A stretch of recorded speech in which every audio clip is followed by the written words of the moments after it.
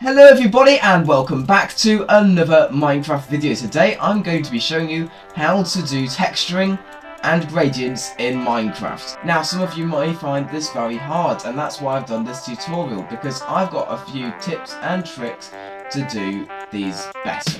Okay, so we're starting off with texturing. Now texturing is when you want to randomly mix in some blocks into like a completely plain wall. So we're going to be wanting to mix in some stone and andesite into this.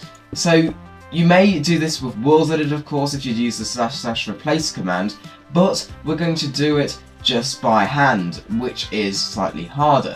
So what I do is I make loads of these shapes in the wall. So you've got this sort of corner shape in there, and I'm basically just going to do some of this, put a few random blocks here and there, but it's all going to be built on that sort of shape.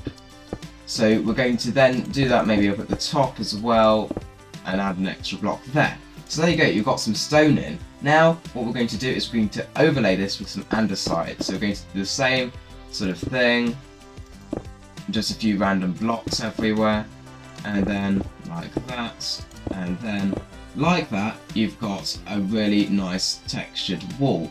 Now, if you do want to add some blocks back in, that is probably what you'll want to do. Some areas won't look perfect, so you will have to add a few extra blocks in to make it look that little bit better. Like that. So basically, yeah, that is it. Basically, you just want to build loads of these shapes, add random blocks, and then overlay it again. And I just did that in about 30 seconds or so.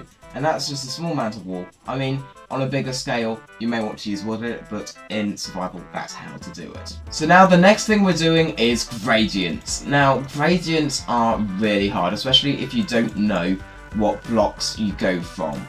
So I'm going to be showing you this very, very quickly. We'll just use this command block.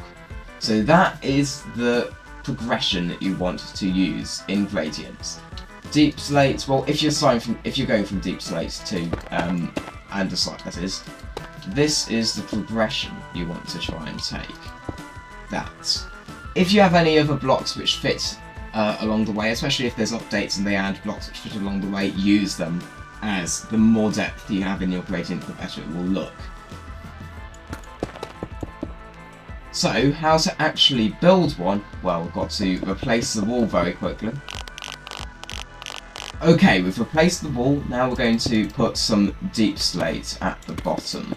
So we're going to be starting off with some deep slate like that. Now what you'll want to do is you'll want to make it a bit more interesting by making some of the blocks go up like that. Then what we need to get is we need to get the basalt, and we're going to be going like that. That is perfect. Now we need to go with the tough. Just variating the amount of blocks you have going up. It's very, very simple.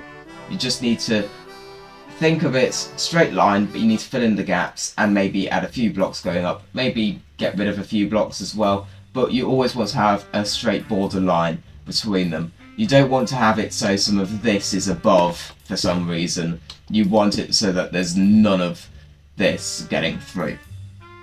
So you can't have stuff like that and then use the coral straight after. That does not work. You want to have the top in between. Speaking of the coral, this is what we're going to do next. I find that this type of coral is the best for gradients.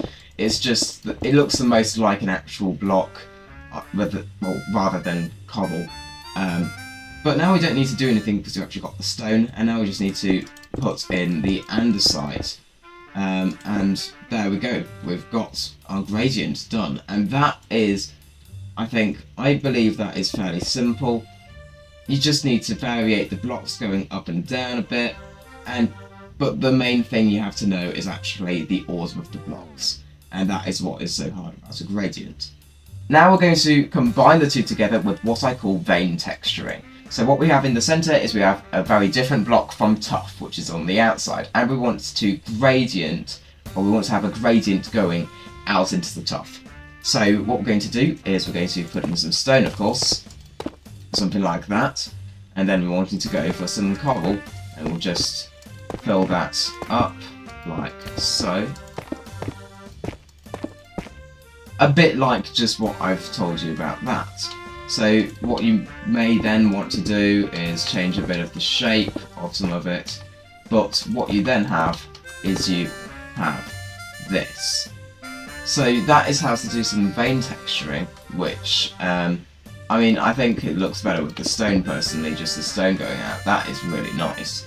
So that is some vein texturing. Now we're going to actually look at some examples of how to use these in actual builds. So to do this, we're going to be jumping over to my adventure map, where I have some examples of these that I've actually used in some builds. Let's go. Okay guys, so we're in my adventure map, Cantomania. So we've got a build behind me which shows two of the techniques. So what we've got here is we've got the keep of Rustock Castle. And what we've got is we've got gradients here, then a bit of texturing here. So we're first going to look at the gradients. You see, I've got a bit more, I've done it a bit more random than I did, but that's because I have a lot more space for doing it. So you can do very blocky sides, and you can just go up like so. It looks almost like someone's poured water down it, if you know what I mean. If you have like a brick wall and there's been water pouring down it, you've got those weird shapes in the water. So then over here we have a slightly different style tower on the side, where we actually have texturing instead of gradients. And you can see I've mixed in some mossy stone brick, some andesite and some stone, and some cracked stone bricks, and it really does add to the build. You can see actually the rest of the buildings are all like that. They all have that sort of texturing. Now for vein texturing, I haven't found anything. Actually, I don't use it much. But really what you want to use it for is for natural things, like cave walls, that sort of thing. But also here's a really good example of gradients. We've got a really nice really fantasy garden, you see.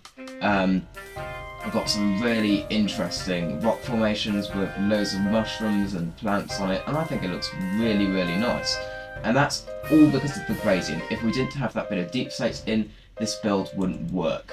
And those are some uses for gradients and texturing in builds. So, without further ado, I'd like to thank you for watching this video.